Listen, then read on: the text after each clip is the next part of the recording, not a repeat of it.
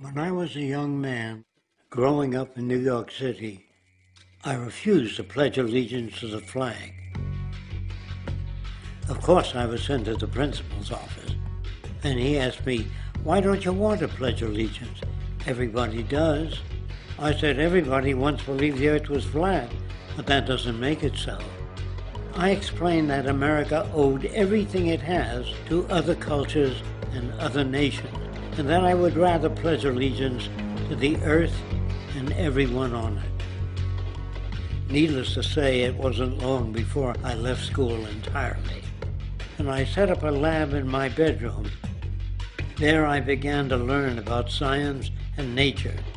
I realized then that the universe is governed by laws, and that the human being, along with society itself, was not exempt from these laws. Then came the crash of 1929, which began what we now call the Great Depression. I found it difficult to understand why millions were out of work, homeless, starving, while all the factories were sitting there. The resources were unchanged. It was then that I realized that the rules of the economic game were inherently invalid.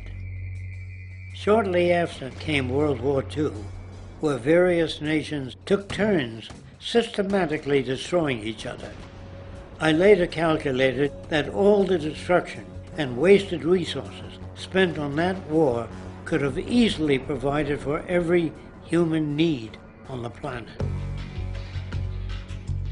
Since that time, I have watched humanity set the stage for its own extinction. I have watched as the precious finite resources are perpetually wasted and destroyed in the name of profit and free markets.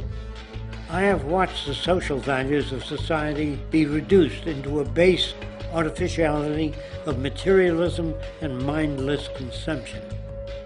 And I have watched as the monetary powers control the political structure of supposedly free societies. I'm 94 years old now, and I'm afraid my disposition is the same as it was 75 years ago. This shit's got to go.